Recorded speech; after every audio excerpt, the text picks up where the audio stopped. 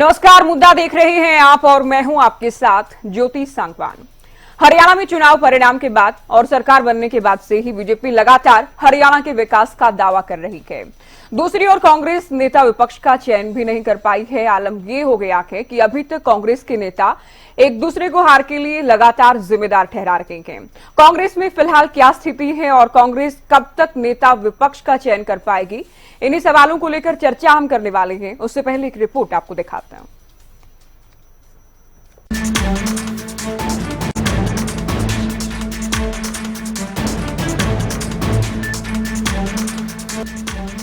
हरियाणा में विधानसभा चुनाव के नतीजों के बाद से ही बीजेपी में खुशी और कांग्रेस में गम ही गम है। कांग्रेस नेताओं में अब इस बात पर आपसी द्वंद्व छिड़ चुका है कि हार के पीछे किसकी कमियां ज्यादा और किसकी कम है। इन्हीं कमियों और अंदरूनी कलह के चलते कांग्रेस अभी तक नेता विपक्ष भी तय नहीं कर पाई। नतीजों के बाद कई बार मंथन हो चुका है। कांग्रेस विधायक दल की मीटिंग भी हो चुकी है, लेकिन हर मीटिंग के बाद सवाल यही रहता है कि आखिर नेता विपक्ष कौन होगा। के कारण इतनी कोई विशेष बात नहीं होती। राज्य में ऐसा कई बार देखा है आपने और कई पार्टियों में भी देखा है, ऐसी बात नहीं है। क्योंकि जैसा मैंने कहा, सभी लोग हाईकमांड, सभी अलग अलग जो हमारे चुनाव हो रहे हैं, उपचुनाव हो रहे हैं, राज्यों में चुनाव हो रहे हैं, उसमें व्यस्त हैं। इस कारण से नहीं हो, लेकिन हाईकमांड इस पर फैसला कर ले। प्रदेश अध्यक्ष की तरफ से नई कमेटी बनाए जाने की बात की जा रही है। ठीक है, पीसीसी की ओर से तो बिजी है। आपको पता है कि महाराष्ट्र के चुनाव चल रहे हैं, झारखंड के चुनाव चल रहे हैं, उससे पहले टिकटों का था, मीटिंगें चल रही थी, स्क्रीनिंग कमेटी की, सीईसी की, तो वहाँ व्यस्त होने की वजह से मैं समझता हूँ थोड़ा डिले हुआ है। अब ये हो जाएगा जल्दी। आखिर कौन होगा नेता विपक्ष? क्या भूपेंद्र सिंह हुड्डा फिर से कांग्रेस विधायकों के नेता होंगे या फिर सैलजा के किसी करीबी को नेता विपक्ष की कमान सौंपी जाएगी, या इस बार कांग्रेस कोई और फॉर्मूला निकालकर नेता विपक्ष का चुनाव करेगी? खैर, सवाल सिर्फ नेता विपक्ष का होता तो और बात थी, लेकिन सवाल कांग्रेस की एकता और नेताओं की आपस में बढ़ती तकरार का भी है। हार के बाद से ही कांग्रेस के नेता एक दूसरे पर ठीकरा फोड़ने में लगे हुए हैं। कोई प्रदेश अध्यक्ष और कोई प्रदेश प्रभारी को हार का जिम्मेदार मान रहा है, तो कोई संगठन न बन पाने को हार की बड़ी वजह बताता है। कांग्रेस के पूर्व विधायक शमशेर सिंह गोगी ने तो अपने ही प्रदेश प्रभारी को बीजेपी का एजेंट तक बता दिया। ये तो वही मैंने कहा कि कारण अनेकों हो सकते हैं, क्योंकि हम सब मानकर चल रहे थे, मीडिया भी मानकर चल रहा था कि कांग्रेस की सरकार ही बनेगी, लेकिन कहाँ, किस क्षेत्र में, किस कारण से, कहाँ क्या हुआ, कमी आई तो क्यों आई। कुछ क्षेत्रों में पार्टी की परफॉर्मेंस अच्छी रही, एक जगह ये संगठन की कमी रही, मेरे समय में भी रही, उसके बाद भी रही। तो ये एक, मैं समझती हूँ, हमारे वर्कर के साथ इंसाफ नहीं। सच्चाई को छिपाने के लिए ये कोशिशें हो रही हैं और ये कांग्रेस के हित में नहीं है। जो भी करना तुरंत फुर्त फैसला लेना चाहिए और संगठन को मजबूत। नहीं, टिकटें जो उन्होंने करना था कर दिया। उनका व्यवहार जो मैंने देखा तो मेरे को ऐसा लगता है, गलत भी हो सकता है, ठीक भी हो सकता है, लेकिन मेरे को ऐसा महसूस होया भाई जैसे बीजेपी का काम कर रहा है, वो कांग्रेस का काम नहीं कर रहा है। कांग्रेस में अगर कोऑर्डिनेशन करके सब लीडरों को इकट्ठा किया जाता और सामूहिक नेतृत्व के तहत इलेक्शन लड़ा जाता। कांग्रेस के कई नेता भूपेंद्र सिंह हुड्डा, दीपक बाबरिया और प्रदेश अध्यक्ष उदय भान पर सवाल उठा रहे हैं, लेकिन अब कांग्रेस प्रदेश अध्यक्ष उदय भान ने भी हार के कारणों पर चुप्पी तोड़ी और ईवीएम के अलावा दीपक बाबरिया को भी हार की बड़ी वजह बता दिया। उदय भान ने अपने एक बयान में कहा कि कांग्रेस की हार की बड़ी वजह संगठन न बन पाना है और संगठन न बनने का कारण दीपक बाबरिया है। कई बार मीटिंग में हमने संगठन को लेकर राहुल गांधी और मल्लिकार्जुन खड़गे से बात की। उन्होंने दीपक बाबरिया को जल्द संगठन बनाने को कहा, लेकिन दीपक बाबरिया संगठन नहीं बना पाए। संगठन बनाना और अप्रूव कराना दीपक बाबरिया की जिम्मेदारी थी। 10 साल से नहीं बना, वो सबसे एक बड़ा कारण है। लोग सोचते हैं कि वो 10 साल से क्यों नहीं कांग्रेस का संगठन बन रहा। अब ये हमारा कांग्रेस नेतृत्व को सोचना चाहिए भी क्यों नहीं बन रहा।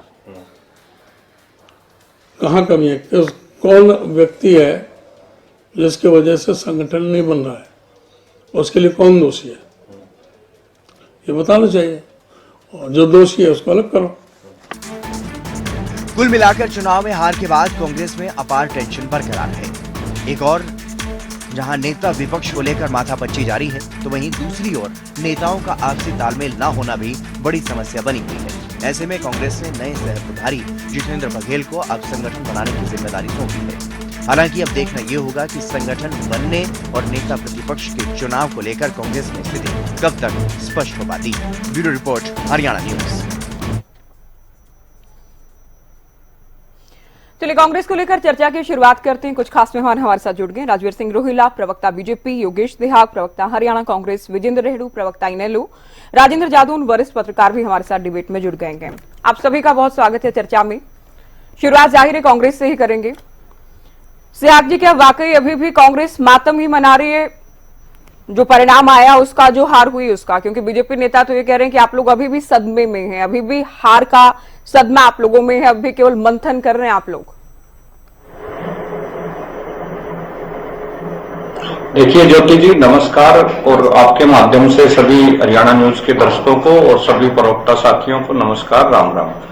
जहां तक देखिए विषय नेता प्रतिपक्ष का विषय कोई बहुत बड़ा विषय नहीं है ये, क्योंकि आप समझ सकते हो कि महाराष्ट्र और झारखंड के चुनाव चल रहे हैं।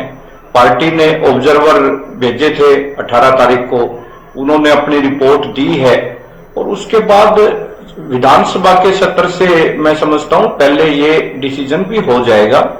परंतु उससे अहम जो बात है, आज आप देखिए जो प्रदेश की परिस्थितियां हैं, हम मानते हैं जो फैक्ट फाइंडिंग कमेटी है उसकी रिपोर्ट भी आनी है इंटरनल, और जो एक 8 सदस्यीय प्रदेश स्तर पे चौधरी उदय भान जी ने कमेटी बनाई है, तो उसके लीगल एंगल से हर प्रोस्पेक्टिव से हम उसकी जांच करवा रहे हैं। कहीं ना कहीं देखिए ये सवाल बिल्कुल पूरा हरियाणा की जनता, मीडिया, हर व्यक्ति ये समझ रहा था कि हरियाणा में कांग्रेस की सरकार आ रही है और जनता भी चाहती थी कि बदलाव हो। तो वो हमारा इंटरनल एक असेसमेंट चल रही है, उसमें क्या निकल के आता है वो एक प्रदेश की जनता के लिए अहम बात है। उसके साथ साथ जो आज जनता के मुद्दे हैं वो कांग्रेस पार्टी उठा रही है। आज आप देखिए किस तरह से एक किसान ने डीएपी ना मिलने की वजह से आत्मदाह कर लिया, आत्महत्या कर ली। ये कितना गंभीर विषय, उकलाना की बात है ये। आज उकलाना के किसान ने डीएपी ना मिलने की वजह से अस्पताल में दम तोड़ दिया। ये जो समस्याएं हैं, बीज नहीं मिल रहा, जो एमएसपी की भारतीय जनता पार्टी बात करती थी, जीरी नहीं खरीदी जा रही एमएसपी पर, आप बता दीजिए कहीं अगर जीरी 3100 पे खरीदी जा रही हो, बल्कि इसका ये सारे मुद्दे ठीक है, ये सारे मुद्दे परेशानियां होंगी, मैं इससे इनकार नहीं कर रही क्योंकि चर्चा का विषय भी नहीं है। लेकिन आपको नहीं लगता कि नेता विपक्ष जनता के मुद्दों को बखूबी उठा सकते हैं? आप कह रहे हैं 18 तारीख को ऑब्जर्वर्स आए थे, उस तारीख को भी 1 महीना होने को आ जाएगा, रिजल्ट आए भी करीब 1 महीना हो चुका कि नेता विपक्ष आप लोगों के पास नहीं है। दूसरे राज्यों के चुनाव का हवाला देना आपको लगता है वाकई ये जायज के अपने आप में कोई आधार बनता है इसका? क्या इससे पहले कभी ऐसा नहीं हुआ कि हरियाणा के बाद किसी दूसरे राज्य में चुनाव हुए हो? क्या इससे पहले कभी ऐसा हुआ है कि कांग्रेस विपक्ष में आकर नेता प्रतिपक्ष चुनने में इतना वक्त लगाती हो?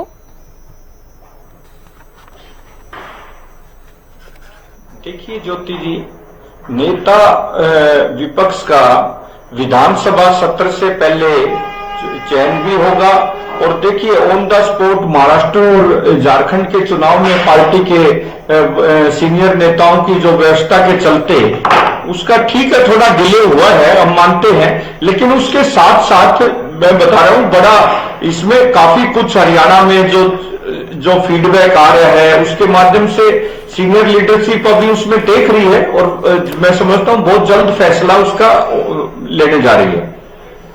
राजवीर रोहिला जी क्या कहेंगे? कांग्रेस, हालांकि सियाग जी कह रहे हैं हम शीतकालीन सत्र से पहले नेता विपक्ष हमारे पास होगा, विपक्ष का नेता हरियाणा के पास होगा। दूसरे राज्यों के चुनाव का हवाला भी दे रहे हैं कि हाईकमान वहां पर व्यस्त है, ये कारण है कि अभी तक हम नहीं चुन पाए हैं। ज्योति जी नमस्ते, दर्शकों को भी मेरी राम राम और प्रवक्ता साथियों को भी मेरी राम राम। जी मेरा इनको इनको समर्पित 2 लाइन है। हमें तो अपनों ने लूटा, गैरों में कहा दम था,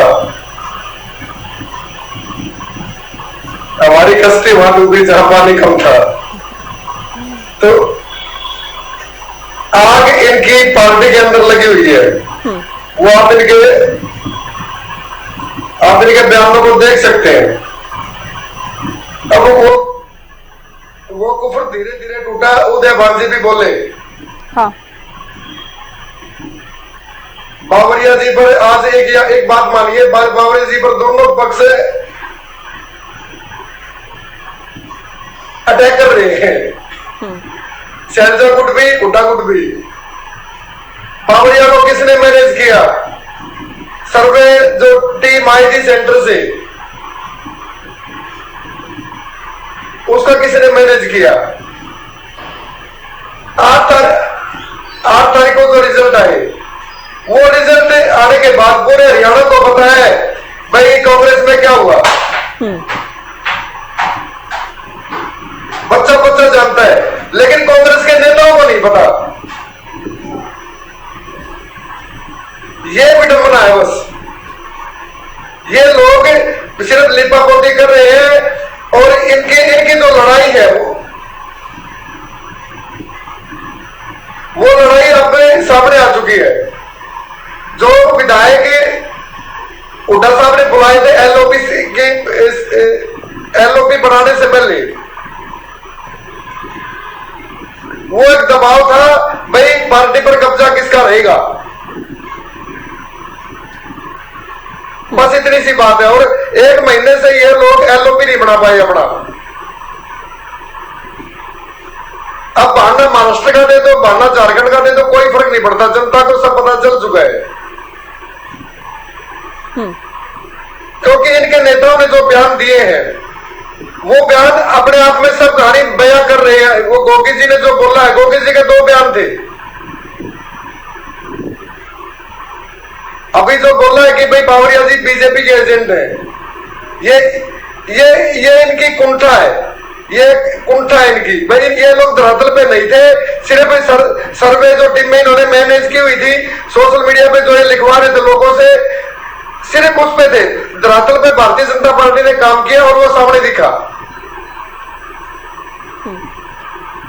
तो अब ये कोई वहम बाणवन किसके वहम का कोई इलाज नहीं है। 5 साल तक भारतीय जनता पार्टी की सरकार रहने वाली है। ठीक है, उसमें तो कोई डाउट है ही नहीं। इस बार तो आप लोग 2014 से भी बड़ा बहुमत आप लोगों को मिला के, तो 5 साल तक बीजेपी सरकार रहने वाली है। रेड्डी साहब, पिछली बार 1 विधायक थे, इस बार 11 भी आप कह सकते हैं या 2 विधायक भी कह सकते हैं, अभी भी हार गए। हालांकि चुनाव परिणाम आए करीब 1 महीना हो चुका है। हम केवल परिणाम को लेकर बात करने नहीं बैठे हैं, लेकिन शीतकालीन सत्र आने जा रहा है। विपक्ष में आप लोग भी हैं। कांग्रेस मुख्य विपक्षी पार्टी है, नेता विपक्ष है नहीं। ठीक है, 1 दिन के लिए सेशन बुलाया गया था, वो अलग बात है।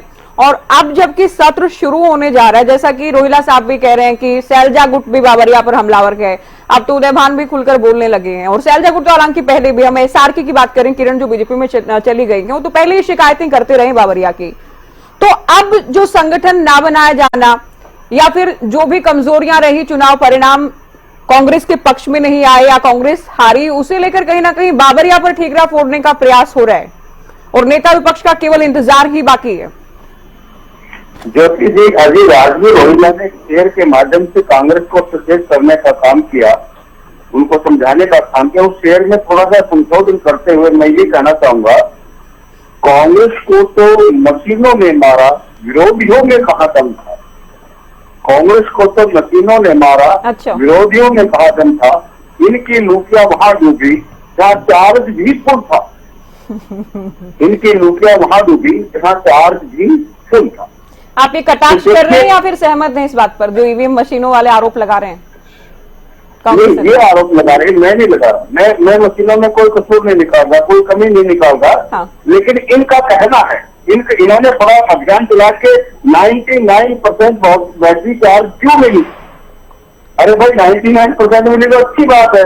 क्लैरिफिकेशन में आ गया। चुनाव आयोग ने 1600 पेज की रिपोर्ट दी, फिर ईमान से फिर कहते हैं कि आप आदमियों की कमेटी बना दी, वो फाइनली कमेटी बनाई हाई कमान ने, वो कुछ कर नहीं पाई। अब प्रदेश अध्यक्ष ने एक कमेटी बनाई 8 विधायकों की, 8 सदस्यों की, वो क्या निकालेगी उसमें से। तो ये जो है ना, ये एक बौखलाहट है कांग्रेस पार्टी की। कांग्रेस पार्टी को खुद ही अपने पैरों में इन्होंने कुल्हाड़ी मारने का काम किया। पहले इनका संगठन बना नहीं, फिर टिकट वितरण जो था इनका, वो लास्ट हार रात को 12 बजे के बाद जो है ना जाकर के इनका टिकट वितरण हुआ, और अब नेता विपक्ष नहीं बना। इसके लिए अनेकों प्रकार के बहाने बनाए जा रहे हैं। मैं तो पहले तो यही कहना चाहूंगा कि हमारे संविधान में ऐसा कानून भी होना चाहिए कि कोई सेकंड लार्जेस्ट पार्टी अपना विपक्ष का नेता बनाने में रहती है, नेक्स्ट दल को मौका भी दिया जाना चाहिए कानूनी तौर पर, खुद उसका हक भी बनता है। दूसरी बात देखिए ज्योति जी, हमारे 2 विधायक हो गए और हमारी संख्या तो डबल होगी पहले से, लेकिन हमारे अजय भाई साहब जी नहीं पहुंच पाए, इसका हमें दुखी है। और शायद प्रदेश की पूरी जनता को इसका दुख है, क्योंकि अजय सिंह की सरकार का मुकाबला और सामना करने का काम करते थे। कांग्रेस पार्टी कोई ज्यादा विपक्षी भूमिका निभाने में कामयाब नहीं रही पिछले सत्र में भी, केवल शेर और शायरी सुना करके चले जाया करते थे। हाँ, नहीं समझे, नेता प्रतिपक्ष होना बहुत ही आवश्यक होता है सदन में, और इसकी कमी जो ना बहुत ही प्रदेश की जनता के लिए नुकसान दे। और गर्व के साथ, बड़े चाव के साथ, बड़े अभिमान के साथ और बड़े एक सूझबूझ के साथ प्रदेश की जनता ने कांग्रेस को सरकार बनाने के लिए जोर लगाया था, परंतु ये नहीं बना पाई अपनी गलतियों के कारण, ये भी सही है। लेकिन जब बड़ा विपक्ष कांग्रेस पार्टी बना, इसके बाद ये अपना नेता प्रतिपक्ष चुनने में असफल हो रहे हैं, तो ये उससे भी बड़े शर्म की बात है। और ये पूरे प्रदेश के लिए ही एक अपमानित बात है कि हरियाणा प्रदेश में विपक्षी दल अपना नेता नहीं बना पा रहा। पूरे देश में इस बात की चर्चाएं हो रही है, आखिर हरियाणा प्रदेश की कांग्रेस को कौन सा धुन लगा हुआ है, कौन सी दिमक लगी हुई है कि वो खड़ा ही नहीं हो पा रही है, हर रोज गिरती ही जा रही है। तो अब इन्होंने दीपक बावरिया के ऊपर इल्जाम लगा दिया। मैंने सुना उदय भान जी का आपने स्टेटमेंट सुना, और उन्होंने एक बड़ा स्टेटमेंट, एक बड़ी बात उन्होंने अपने स्टेटमेंट में सुनी मैंने अभी। उन्होंने कहा कि जो दोषी है संगठन में बनने के लिए, उसको अलग कर दिया जाए, दोषी को ढूंढो और दोषी को अलग कर दिया जाए। कितनी बड़ी बात इन्होंने आज की है, जबकि चुनाव से पहले बार बार उदय भान जी कहा करते थे कि हम बगैर संगठन के भी चुनाव लड़ सकते हैं। हाँ। हमने हमेशा बगैर संगठन के चुनाव लड़े हैं। बस अब क्या होगा दीपक बावरिया ने, उधर तो दीपक बावरिया जी ने पहले विरोधी गुट की एक नहीं सुनी, टोटली भूपेंद्र हुड्डा उदय भान जी के बनकर के रह गई, और जब चुनाव हार गई तो अब दीपक बावरिया के ऊपर इल्जाम लगाने का काम करते हैं। इसी प्रकार से विवेक बंसल जी को इन्होंने दोषी ठहरा करके बाहर करने का काम किया था। इसी प्रकार से शक्ति सिंह गोहिल को दोषी बना करके बाहर करने का काम किया था। अब दीपक बावरिया जी को भी वही इल्जाम। विवेक बंसल को हालांकि एक कारण ये भी क्योंकि हुड्डा खेमे के नहीं माने जाते थे, लेकिन दीपक बावरिया तो लगभग हमने देखा जब कोई अहम फैसले होने थे या कुछ भी पार्टी में उठापटक रही, दीपक बावरिया जी ये वो नेता थे प्रभारी के तौर पर जो कि हुड्डा खेमे के साथ ही खड़े नजर आते थे। हालांकि टिकटों को लेकर जो भी चीजें हुई वो सबके सामने थी। अब उदय भान भी इस पर ही निशाना साध रहे हैं, ये भी कमाल की बात है अपने आप में। चलिए जादौन साहब को हम रुक कर रहे हैं। अगर सरकार आ जाती कांग्रेस की, जादौन साहब, तो सरकार आने से पहले ही सीएम की कुर्सी को लेकर लड़ाई थी, और अब क्या वजह आप मान रहे हैं कि 1 महीना होने को आ गया कि चुनाव परिणाम आए, नेता विपक्ष भी नहीं चुन पा रही कांग्रेस, सीएलपी लीडर भी नहीं चुन पा रही है, क्या ये सीएम चुनने जितना ही मुश्किल हो गया कांग्रेस में? नहीं, देखिए ऐसा है कि कांग्रेस सरकार को लेके भी ये भारतीय जनता पार्टी और प्रधानमंत्री नरेंद्र मोदी 2014 में कहते रहते थे ये तो पैरालिसिस सरकार है, लेकिन अब वो बात उस समय सही थी कि नहीं थी, लेकिन ये जो है पार्टी के ऊपर तो लागू हो रहा है कि इनको पैरालिसिस हो गया कि ये ना तो संगठन बना पाते और चुनाव जीतने की बड़ी खुशी में एडवांस में खुशियां मनाते हैं, और जब हार जाते हैं तो ऐसा मातम बनाते हैं कि नेता प्रतिपक्ष का चुनाव भी नहीं कर पाते। अब वो मुख्यमंत्री कह रहे हैं कि वही नेता प्रतिपक्ष की तलाश करो। कुछ रिपोर्ट्स भी ऐसी आ गई कि 20 साल में कभी ऐसा नहीं हुआ कि नेता प्रतिपक्ष चुनने में इतना टाइम लगाओ। सवाल ये है कि इनके 3-3 4-4 पर्यवेक्षक आ गए यहाँ और सारे विधायकों की राय ले गए और उन्होंने एक लाइन का प्रस्ताव पारित कर दिया कि हम कांग्रेस आला कमान के ऊपर छोड़ते हैं कि वो नेता प्रतिपक्ष नियुक्त करे। तो इसके बाद उनको तो पर्यवेक्षकों गए हुए ही काफी समय हो गया। वो एक करीब 15-20 दिन से ऊपर टाइम निकल चुका है, तो अब तक वो फैसला क्यों नहीं हो पा रहा, यही समझ से बाहर है। कारण क्या है कि अब वो हार गए तो हार का मातम कब तक मनाते रहेंगे।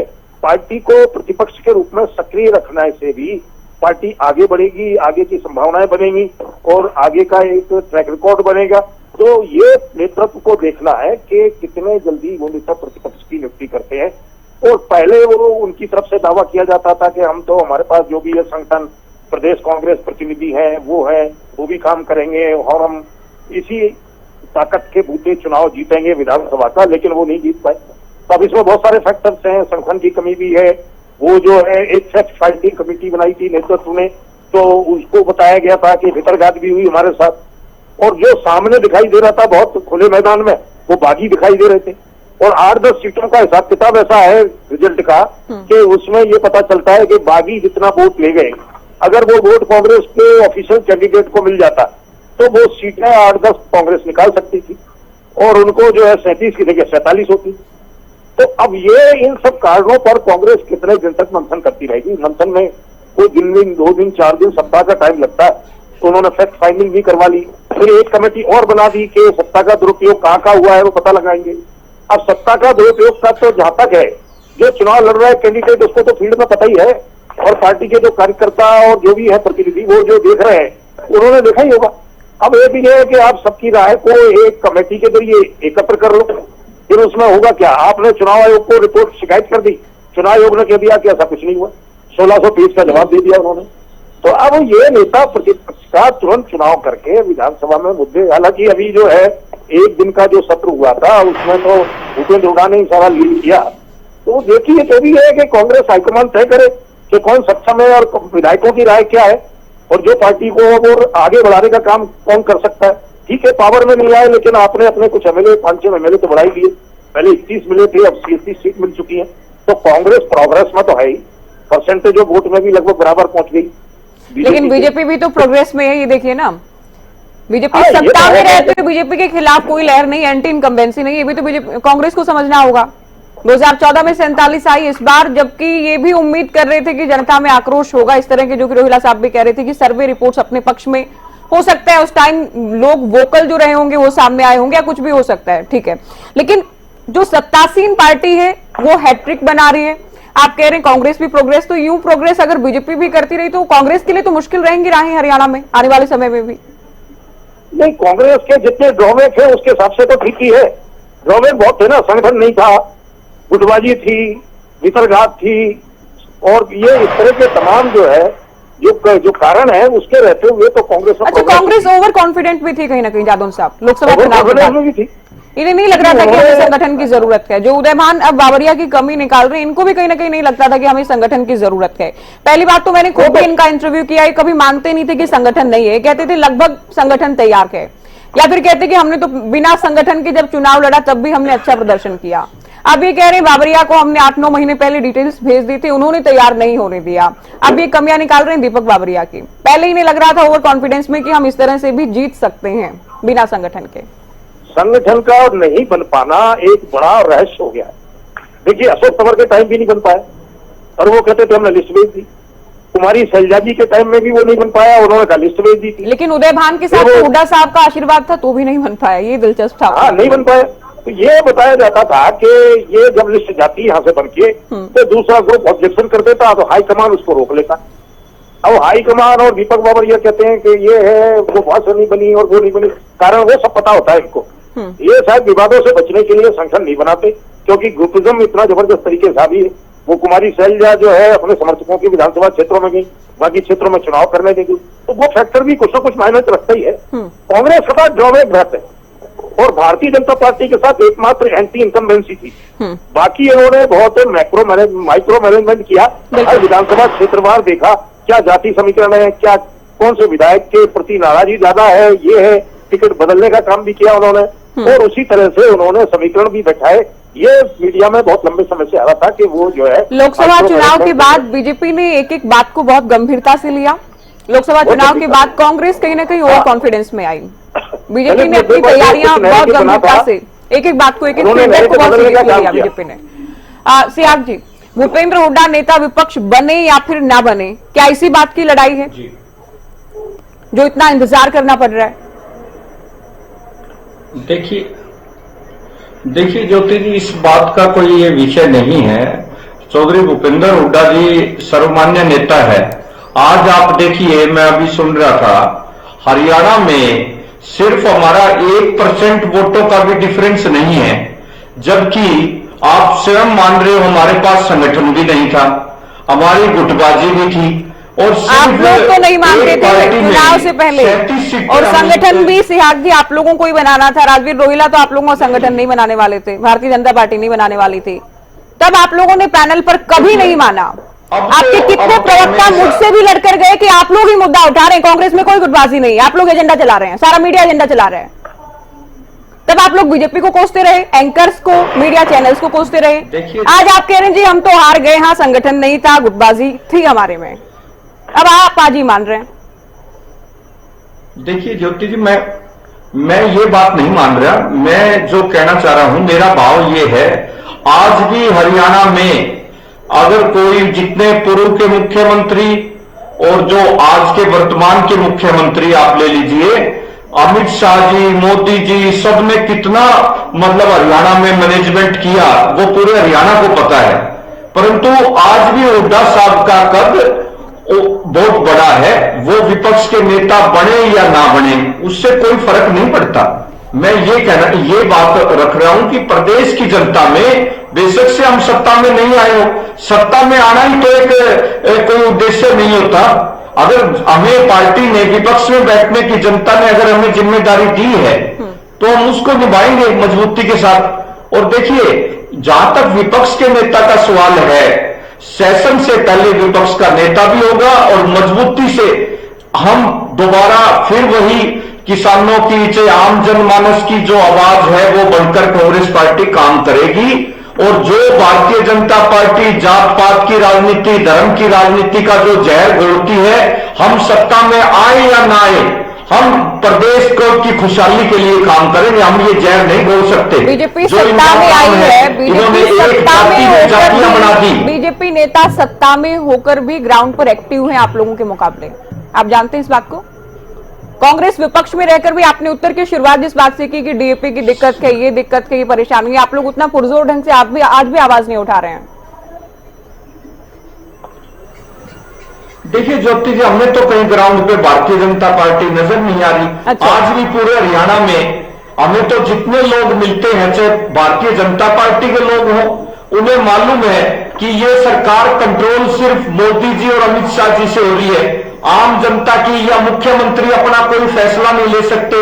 आप ये बात देखिए, विज साहब ये कहते हैं कि मुझे जान का खतरा था और मुझे ये पार्टी चुनाव हरवाना चाहती थी। आप उस बात को देखिए, खुलेआम इनके मंत्री आरोप लगा रहे हैं और वो स्पष्ट रूप से कह चुके हैं कि भारतीय जनता पार्टी नहीं चाहती कि मैं चुनाव जीतकर विधानसभा में आऊं। उन्होंने जान का खतरा बताया, वो किससे बताया? अपनी सरकार से। तो ऐसा नहीं है। राव इंद्रजीत जी अगर सबसे ज्यादा विधायक किन्हीं के पास थे तो दक्षिण हरियाणा में राव इंद्रजीत जी के चुन के आए हैं। तो क्या इन्होंने लोकतंत्र का सम्मान किया? ये तो मुख्यमंत्री इन्होंने थोपा गया है। उनकी अपनी कोई भी, क्योंकि भारतीय जनता पार्टी नहीं गया है। नायब सैनी की अगुवाई में बाकायदा उनके नाम के साथ भारतीय जनता पार्टी ने चुनाव लड़ा है हरियाणा में, उनकी अगुवाई में चुनाव लड़ा गया है और उनको ही सीएम बनाया गया है। तो इसमें थोपने वाली तो कोई बात नहीं, आप कैसी बात कर रहे हैं? देखिए वो अगुवाई सिर्फ 3 महीने पहले उनको बनाया गया था। उन्होंने क्या ऐसे जनहित के फैसले लिए? क्या आज 500 रुपए का सिलेंडर मिल रहा है?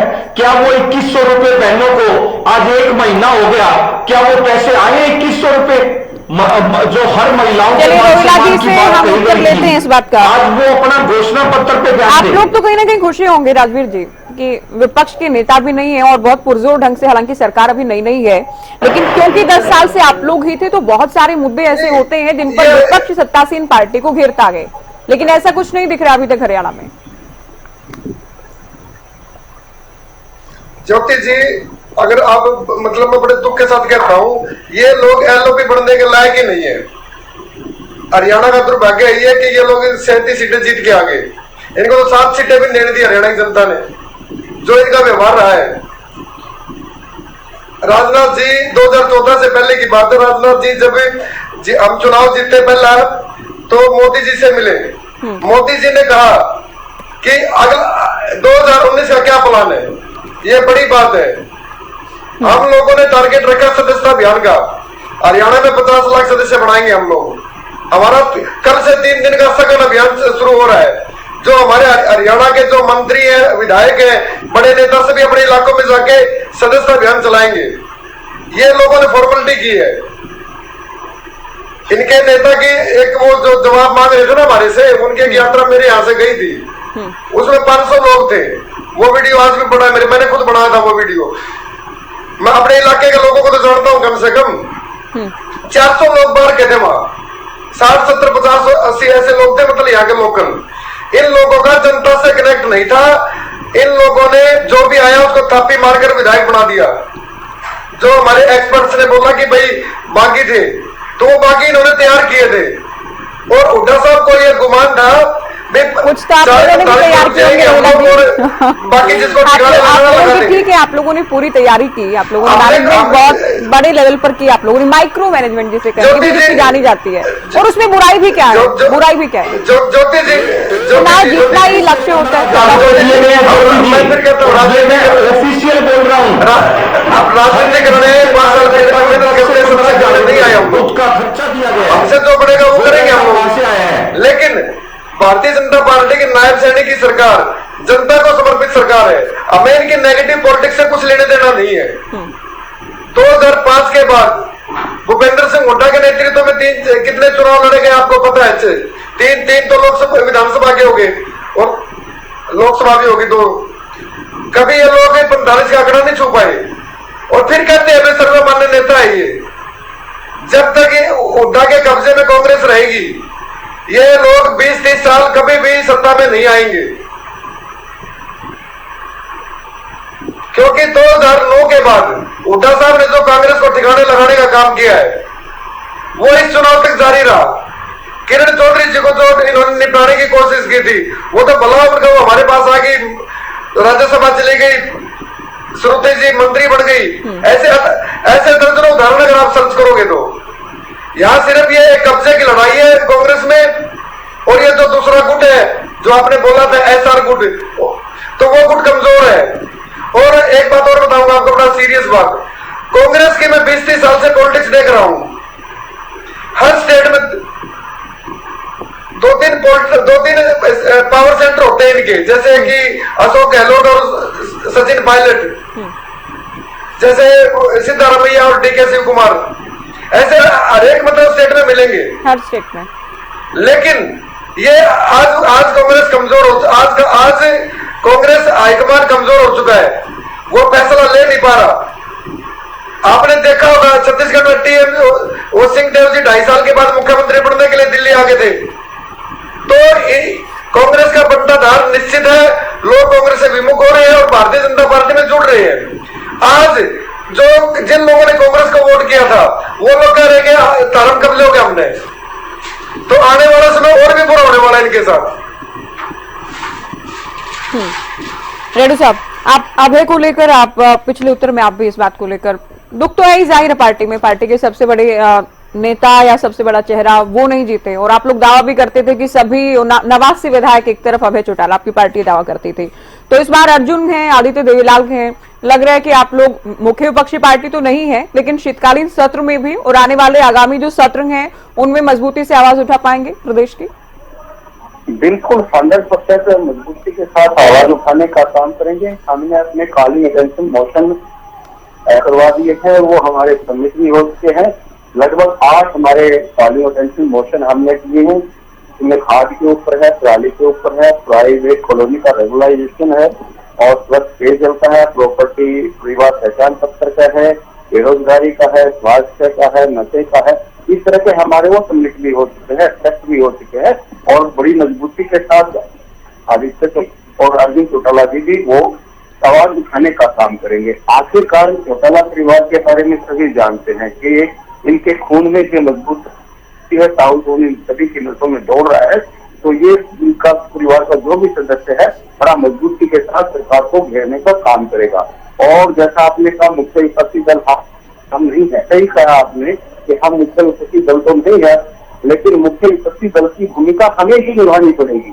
जैसे पहले अखिलेश चौटाला जी निभा करते थे, सरकार को घेरने का काम केवल और केवल अखिलेश चौटाला जी किया करते थे। कांग्रेस पार्टी से 31 विधायकों के साथ रहते थे और वो शहर शायरी में अपना वक्त गुजारने का काम करते थे। और जब लगता था माननीय हमारे आदरणीय मंत्री जी को, जब लगता था नेता प्रतिपक्ष को कि अब सरकार गिरती जा रही है और अगर इनके सवालों का जवाब नहीं दे पा रही है सरकार, तो खड़े होकर के शेर सुनाने का काम करते थे। ये पूरा प्रदेश इसको जानता है। नहीं तो देखिए आज हमारे प्रदेश में सरकार बन चुकी है। 8 अक्टूबर को परिणाम आ गए थे, 11 लोग इन्होंने मतलब मुख्यमंत्री की शपथ ले ली थी। और आज किस प्रकार से किसान लाइनों में खड़े हैं, पुलिस के डंडे बताए जा रहे हैं और किसान की हत्या भी हो गई है, बेचारे की वो मृत्यु को भी प्राप्त होगा। इधर गुहाना में किसानों के ऊपर हत्या मांगी जा रही है, तो आखिर कौन आवाज उठाएगा? हरियाणा प्रदेश की जनता ने 39% वोटों के साथ कांग्रेस पार्टी को बड़ा विपक्ष बनाकर के विधानसभा में भेजने का काम किया और आज प्रदेश का किसान जो लाठी डंडों के नीचे टिक रहा है और ये आवाज उठाने की बजाय, जनता की आवाज को के साथ खड़ा होने की बजाय आपस में लड़ाई और झगड़ा कर रहे हैं, एक दूसरे पर ताना आ रही है और इनका आपस का ही झगड़ा नहीं मिट पा रहा। ये कह रहे हैं कि हम देश को खुशहाल देखना चाहते हैं। अरे भाई कैसे खुशहाल देखोगे? पहले आप खुद तो खुशहाल हो जाइए। आप खुद खुशहाल होंगे तो शायद तभी कुछ आप सोच सकते हैं, और वो आपको होना ही नहीं है। अभी ये बहानेबाजी करते हैं कि महाराष्ट्र और झारखंड के चुनाव आए हुए इसलिए हमारी सीनियर लीडरशिप वहां जीती है और हम नेता प्रतिपक्ष का चुनाव नहीं कर पा रहे हैं। ठीक है, बहानेबाजी तो कितने भी निकालो, देयर में भी 1000 रीजन किसी बात को टालने के लिए, but there is no excuse. जनता आपको माफ नहीं करने वाली है, क्योंकि ये आपने 16 तारीख को मीटिंग बुलाई थी नेता प्रतिपक्ष के लिए दिलवाई थी। उसके बाद आपने प्रभारी भेजे, फैक्ट फाइलिंग कर कमेटी बना रहे। देखिए ज्योति जी कितने बड़े गजब की बात कांग्रेस वाले कर रहे हैं। इनका सिर्फ नेतृत्व कैसे विकास करता है, क्या सोचता है, ये समझ से बाहर की बात हो रही है। मैं भी नहीं समझ पा रहा हूँ इस बात को। ये कहते हैं पहले तो हाईकमान ने फैक्ट फाइलिंग कमेटी बना दी 3 सदस्यों की, वो उन्होंने फैक्ट फाइंड कर लिए और फिर प्रदेश की कमेटी बनती, हाईकमान की कमेटी के बाद प्रदेश की कमेटी बनती है और कहती है सत्ता का काम का दुरुपयोग हुआ, उसकी हम जांच करेंगे, इनसे पूछेंगे। तो फैक्ट फाइंडिंग में क्या फाइंड किया था भाई? हाँ। क्या वो उसमें नहीं आता? चुनाव हारने के रीजन में नहीं आता है क्या वो? और दूसरी बात, पहले मेरी बात खत्म हुई थी जहाँ से मैं उस बात से शुरू करना चाहूंगा। इन्होंने कहा उदय भान जी ने कि दोषी को खोजो, जिसने संगठन नहीं बनने दिया और उसको न करो। अब किसकी और टारगेट है? कौन सी नेता को टारगेट कर रहे हैं उदय भान जी? पहले कहा था कि किसी की औकात दिखा रहे थे, किसी की हैसियत बता रहे थे, किसी को बोल रहे थे इनके फल्ले दाने नहीं है, और आज कह रहे हैं जिसने भी संगठन नहीं बनने दिया उसको खोजो और उसको अलग करो। अब ये किस और टारगेट कर रहे हैं? धीरे धीरे एक कहावत हम सुना करते थे ज्योति जी कि पत्थर न पहली चोट से टूटता है, न आखिरी चोट से टूटता है, बल्कि हर चोट से कुछ ना कुछ टूटता है। तो कांग्रेस से एक करके जो सबसे वक्त कांग्रेस जो हिंदुस्तान को आजाद करवाने में बड़ा सहयोग रहा है, एक वो कांग्रेस हुआ करती थी जिसको देश की जनता पसंद किया करती थी, प्यार किया करती थी, उनको बहुमत दिया, एक तरफा कांग्रेस हुआ करती थी। आज वो पुराना हमारा ऐतिहासिक पत्थर, कांग्रेस पत्थर धीरे धीरे करके इनके ही नेता इनको तोड़ते जा रहे हैं, एक एक चोट से इनको तोड़ते जा रहे हैं, एक नेता को पार्टी से निकाल करके धक्के मार करके निकाल रहे। आज किसकी बारी है ये तो मैं नहीं कहूंगा, लेकिन इतना जरूर है, कितनी बार डिबेटों पर मैं कह चुका हूँ, जब से रिजल्ट आया मुख्यमंत्री ने शपथ ली, असल तो अगले दिन ही नेता प्रतिपक्ष बनना चाहिए था। इन्होंने कहा हम 16 तारीख को बना देंगे, फिर बोले 25 तारीख से पहले बना देंगे, फिर बोला दिवाली के फौरन बाद बना देंगे, फिर बोला 8 तारीख के तक बना देंगे। आज तक भी इनसे नेता प्रतिपक्ष जो पार्टी नहीं बना सकती, वो प्रदेश की आवाज को किस प्रकार से उठाने का काम करेगी, किस प्रकार से प्रदेश की जनता के साथ खड़ा होने का काम करेगी। जहाँ ये हरियाणा प्रदेश के लिए शर्म की बात है, वहीं इस पार्टी के लिए तो बिल्कुल ही शर्म की बात है। एक ऑब्जेक्शन हुआ कल की हमारी डिबेट में, कांग्रेस की प्रवक्ता ने एक ऑब्जेक्शन किया कि जब विधानसभा स्पीकर को चेयर पर बिठाने के लिए गए मुख्यमंत्री महोदय जी, तो उन्होंने हमारे विपक्ष के नेता को साथ नहीं लिया। हमने उसके ऊपर ऑब्जेक्शन किया, फिर मुख्यमंत्री जी स्वयं आए, केंद्र सिंह हुड्डा को लेकर के गए, नलों के नेता को लेकर के, तब हम सब ने मिलकर के उसको दिखाया। आखिर इसमें भी आप घरों की बात समझते हो कांग्रेस वाले भाइयों मेरी। मैं आपसे पूछना चाहता हूँ, यदि आपका विपक्ष का नेता इलेक्ट हो चुका होता तो क्या मुख्यमंत्री की इतनी हिम्मत थी जो विपक्ष के नेता को नहीं बुलाता? उनको मौका मिला है, विपक्ष का कोई नेता नहीं है, वो अपने आप काम कर रहे हैं, आपने उनको फ्री छोड़ रखा है, कैसे खाओ, कैसे रहो, कैसे पियो, करो ना करो। जब आप इसको अपनी इंसल्ट के बजाय इज्जत समझते हो कि आपने हमला किया तो आपको बुला लिया गया, कब तक चिल्ला चिल्ला करके मांगते रहोगे मेरे भाई? आपने तो प्रदेश के लिए मांगने का काम किया था, करना चाहिए था। आप अपने लिए क्या आपको मांग करके लेना पड़ रहे हो, और आप तो प्रदेश का अपना किस प्रकार से करोगे? हमें इसके ऊपर बिल्कुल चिंता है, और चिंता ये है कि ये कुछ नहीं कर पाएंगे। और ये कांग्रेस पार्टी जिस प्रकार से दिन प्रतिदिन एक नेता को दरकिनार करके इसको डुबोने का काम कर रही है, ठीक कहा एक नेता ने भी कहा, दीपक बावरिया जी अच्छा, कांग्रेस तो क्योंकि आज चर्चा का विषय है, लेकिन रेड्डी साहब बहुत छोटा कमेंट आपकी पार्टी को लेकर भी। पिछली बार एक विधायक था, अब 2 थे, क्या हर चुनाव में एक ही विधायक बढ़ेंगे आप लोगों के? अगर आप प्रोग्रेस भी करेंगे तो इसी गति से? हाँ बिल्कुल बिल्कुल। ज्योति जी देखिए, बहुत आपने कई जायज क्वेश्चन पूछा है। इस बार जिस प्रकार से लोकसभा में चुनाव हुए थे, इसी प्रकार से विधानसभा का भी चुनाव की भी वोट खराब मत करो। वोट खराब होगी तो भारतीय जनता पार्टी नहीं हारेगी। 39% वोट कांग्रेस को मिला, 39.8 भाजपा को मिलना ही दिखाता है कि पूरा हरियाणा प्रदेश दो धड़ों में बट गया था, एक हराने वाले एक जिताने वाले। और कहीं ना कहीं कांग्रेस की सरकार बनाना चाहता था हरियाणा प्रदेश, बिल्कुल पूरा मन बना रखा था हरियाणा प्रदेश में, एक बार कांग्रेस की सरकार बनानी है, भाजपा को हराने का काम कर रहा है, इसलिए पूरा वोट कांग्रेस के साथ खड़ा हुआ। लेकिन इनकी अपनी गलत रणनीति, इनका घमंड, इनका सबसे पहली बात तो इनका बहुत ज्यादा घमंड, और ओवर कॉन्फिडेंस नहीं कहूंगा मैं इसको, घमंड कहूंगा। इतना ज्यादा घमंड आ गया तो उन्होंने सोचा कि हम अकेले ही सक्षम है। और हम की जगह भी ज्योति जी कई स्टेटमेंट में आपने सुना होगा, हम अकेले ही सक्षम है की बजाय इन्होंने कहना शुरू कर दिया था कि मैं अकेला ही सक्षम हूं। जब हम की बजाय मैं पर आ गए थे तब हम कहने लगे थे कि 100% इनकी सरकार नहीं बनेगी, आप चाहे कुछ भी कर लेना, देख लेना। जिस प्रकार से अपने ही नेता को अपमानित करके उनको बाहर का रास्ता दिखाने का काम किया, तो दूसरों को ये कैसे अपने साथ लेने का काम करेंगे, और किस प्रकार से भारतीय जनता पार्टी की सरकार को दूर भगाने का काम करेंगे। पहले दिन से ये पृष्ठभूमि तय कर ली गई थी कि या तो सरकार मेरी होगी या भारतीय जनता पार्टी की होगी, या तो सरकार मेरी कांग्रेस बनेगी या फिर भारतीय जनता पार्टी की सरकार बनेगी। दूसरी किसी भी व्यक्ति को देखना ही पसंद नहीं किया गया था, या मैं या मैं हरियाणा प्रदेश को 5 साल नेता विपक्ष का जैसे ही फैसला होगा कांग्रेस में, इस बात का भी संदेश बहुत साफ हो जाएगा कि क्योंकि पिछले काफी समय से हम देख रहे हैं बीजेपी भी कहती है, और ये फैक्ट भी है अपने आप में, हरियाणा कांग्रेस मतलब हुड्डा कांग्रेस हो गया था। तो क्या ये हुड्डा कांग्रेस ही रहेगी या फिर हुड्डा एरा खत्म होने वाला है हरियाणा की राजनीति में भी, कांग्रेस में भी? ये भी साफ हो जाएगा नेता विपक्ष के चयन के साथ ही। हेलो, आवाज मिल रही है आपको? सवाल सुना आपने? हाँ जी। नहीं देखिए, ऐसा है कि अब चुनाव के हार के बाद देखिए कि चुनाव से पहले तक भूपेंद्र हुड्डा जी को पूरा फ्री हैंड हाईकमान की तरफ से मिला हुआ था। जो प्रदेश अध्यक्ष थे वो भी उनकी पसंद के अनुसार बनाए गए, और उनका प्रदेश अध्यक्ष के बीच में तालमेल भी खूब था, और इसीलिए लोग कहते हैं कि वो हुड्डा कांग्रेस हो गई थी, क्योंकि सब कुछ जो है उनकी रंग में ही रंगा हुआ था। अब ये है कि चुनाव में जो सफलता की उम्मीद हाईकमान को थी वो सफलता नहीं मिल पाई। तो देखिए कि अब ये हाईकमान को समीक्षा करना है कि आखिर में वो क्या तय करते हैं कि हुड्डा को ही बाकायदा कमान बरकरार रखते हैं या बदलते हैं, और बदलते हैं तो वो नेता का चयन कैसे करेंगे, कितना सक्षम नेता उनको ढूंढना होगा, ये सब देखने की बात है। क्योंकि अभी तक जो है जगह पकड़ तो जो है भूपेंद्र हुड्डा ग्रुप की बनी हुई थी, बाकी गुट जो है थे, लेकिन वो उनकी स्थिति इतनी मजबूती में नहीं थी कि वो कम से कम लीड करने का दावा कर सके। वो दावा तो करते थे कि हम मुख्यमंत्री पद के भी दावेदार हैं, हमारे टिकट भी इतने आने चाहिए, लेकिन वो काफी, क्योंकि उनको जब भी कमान मिली, कोई प्रदेश अध्यक्ष बनाया गया, कोई कुछ बनाया गया, वो उस तरह से परफॉर्म नहीं करता।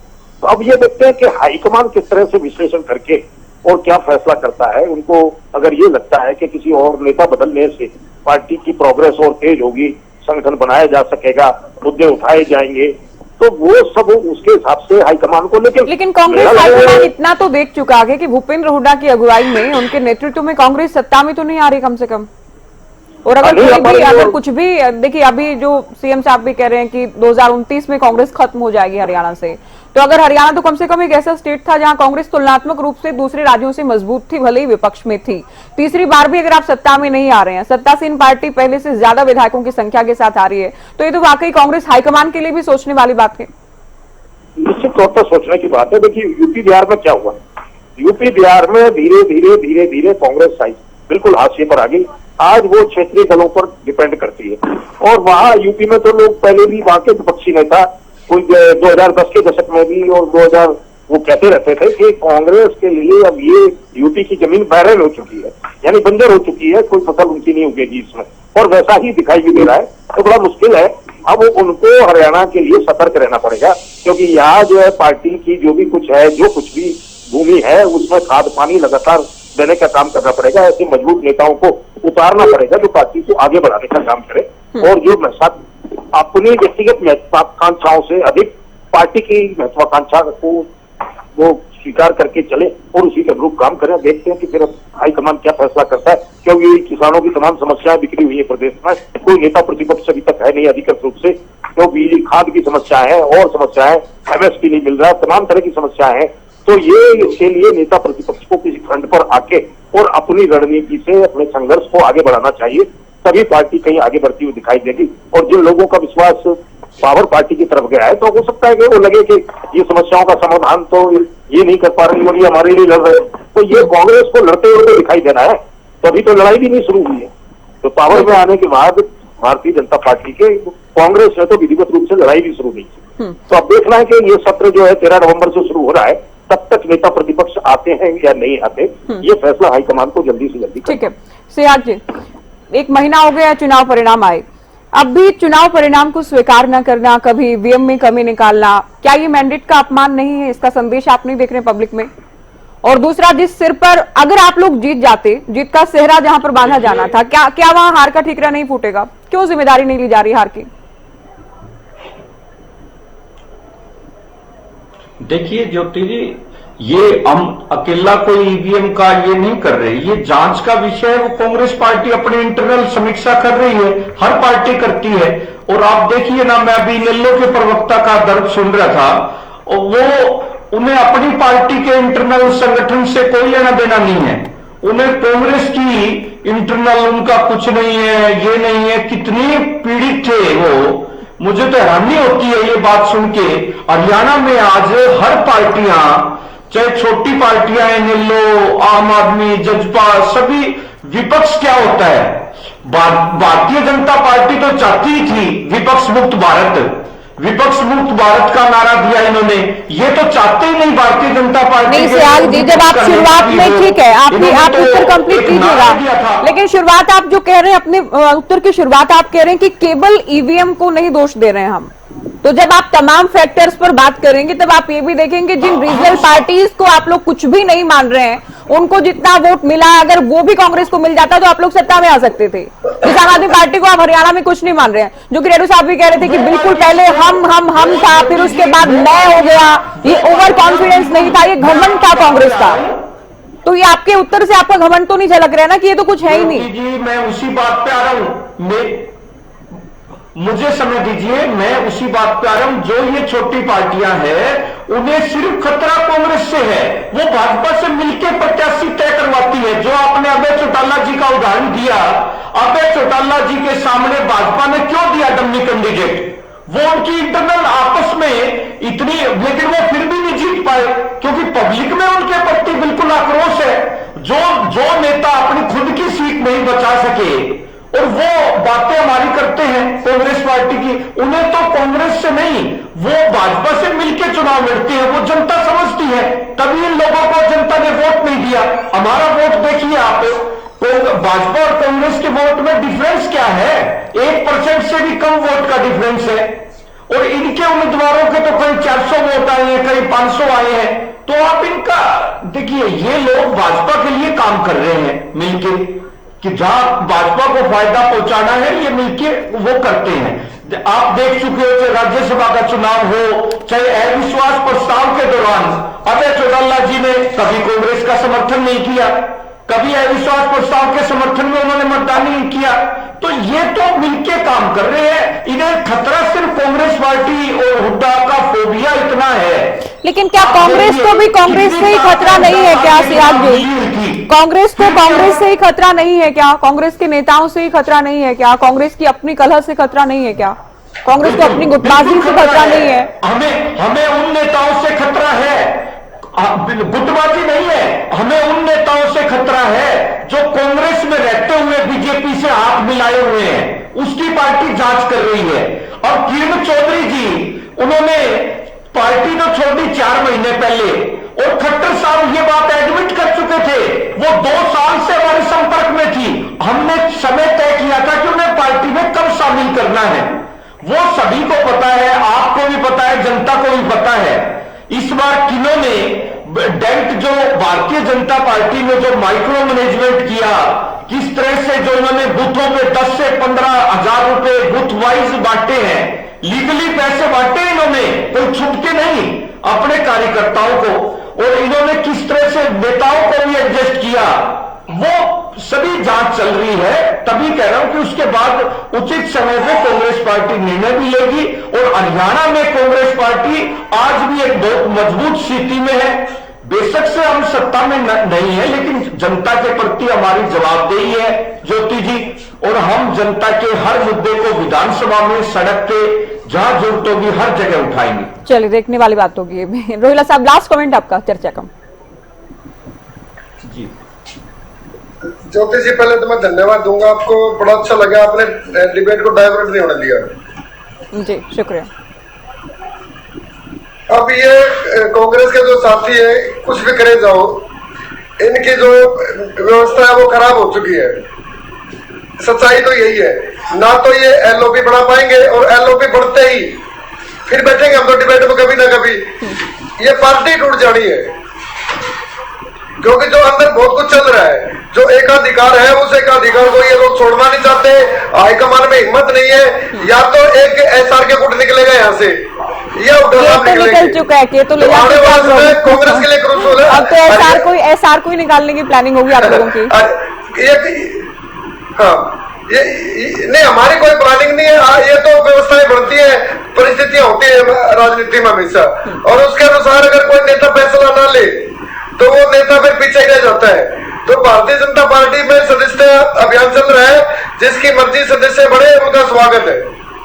चलिए, बहुत शुक्रिया आप लोगों का, वक्त आप लोगों ने दिया, चर्चा में शामिल हुए। तो सत्र का वक्त आ चुका है, शेड्यूल जारी हो चुका है। कांग्रेस में नेता, कांग्रेस विधायक दल का नेता चुने जाने का इंतजार के, हरियाणा को नेता विपक्ष मिलने का इंतजार के, कब ये इंतजार खत्म होगा, इसी को लेकर चर्चा की फिलहाल दीजिए इजाजत। नमस्कार।